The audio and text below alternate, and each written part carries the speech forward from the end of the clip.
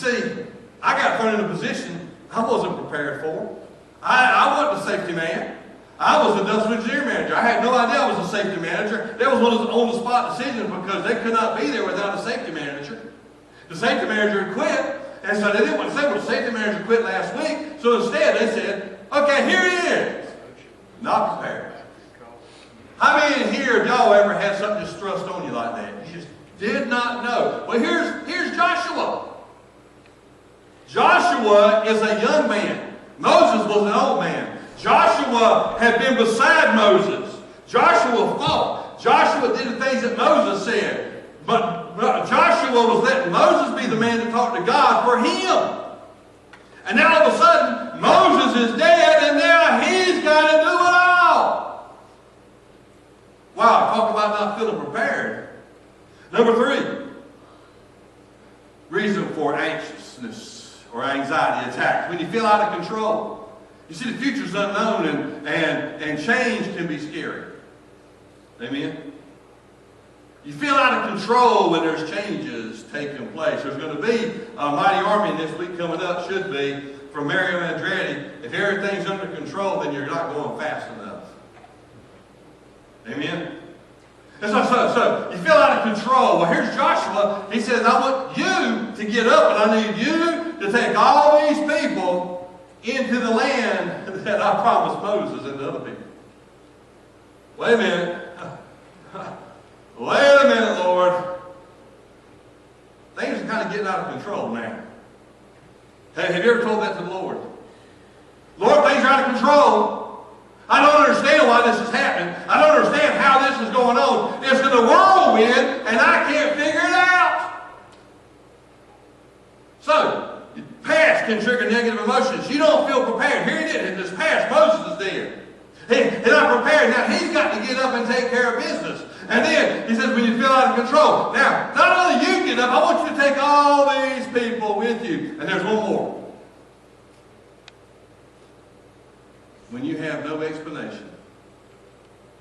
You see, sometimes there's no warning or explanation to why you're feeling anxious. Sometimes you just got that funny feeling inside. You don't realize that something's brewing, and you're trying to figure out what is going on. Well, you know, see, anxiety speaks false beliefs to us to leave us paralyzed. And so here it is. He honestly, I don't know, the Bible won't tell us if he knew that Moses is going to die right now on the brink of the promised land. The Bible doesn't tell us. Of course, Moses gives a big speech and all that, but still, he's not knowing all this is going to happen. At least the Bible doesn't tell us. And so here he is.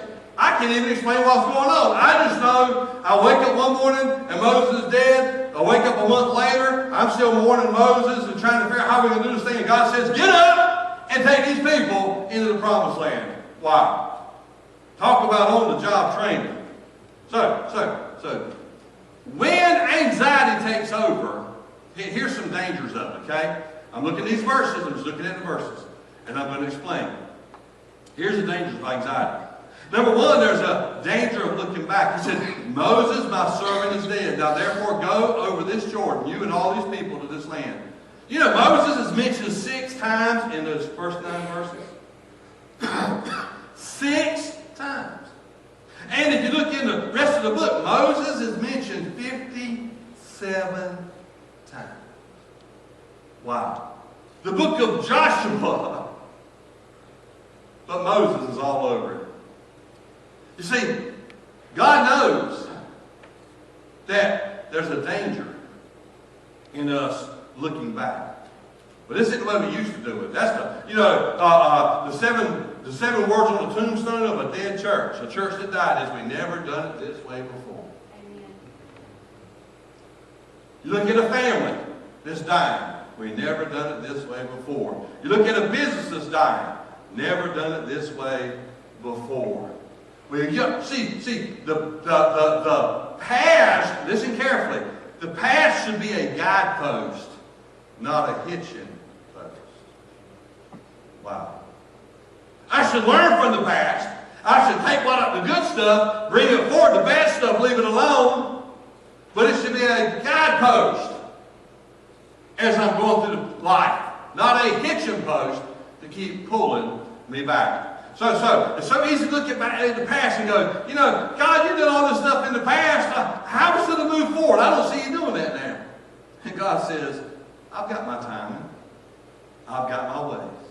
So first, there's a danger of looking back. When you get anxious, you'll look back. It's called, normally, it's in our normal sight of a person is, they always, when they find themselves kind of fluttering, they flee to the familiar. That's why abused wives go back to their husbands and stay with them even though they're being abused, because at least, if they know what's going to happen, if they get another man, it may be even worse. Or if somebody's working at a bad job and they hate the job they're at, but they keep on because they're afraid that those things are worse out there. So again, flee to the familiar, looking back. The next danger is standing still. He said, every place that you step the sole of your foot, I'm going to give it to you. If you're going to fulfill the promises of God, you got to walk. It's the walk of faith, not the set of faith. Y'all remember the footprints in the sand? Remember reading one about the footprints in the sand? I wish I had it right now. I'd read it to you. Amen. But it said he saw a set of footprints and he saw two things dragging in the dirt. He said, Lord, what is it? He said, I couldn't get you to get up and go. When I tried to get you to get up and go, so I had to drag you. That's when I drug you. Footprints in the sand. So there's the danger of standing still. We get afraid, we see stuff happening around us, and we just, like a deer in the headlight. We're afraid to move. We're not going to go back. We're not going to go forward. We're just going to kind of hinge right here. And you know what? I think that's where a lot of people, a lot of Christians wind up getting stuck is hinge right here. Because at least I got something to hold on to. Behind me, I'm not sure of. Before me, I'm not sure of. But at least I can hang on to something here. Then, there's another danger. And that's the danger of giving up. He said, no man will be able to stand before you on the days of your life. As I was with Moses, so I'll be with you. I will not leave you nor forsake you. So it's obvious when Moses died that some had even talked about giving up. It's even possible that Joshua had spoken of giving up. So God's reassuring them. Then, finally, the danger of falling short.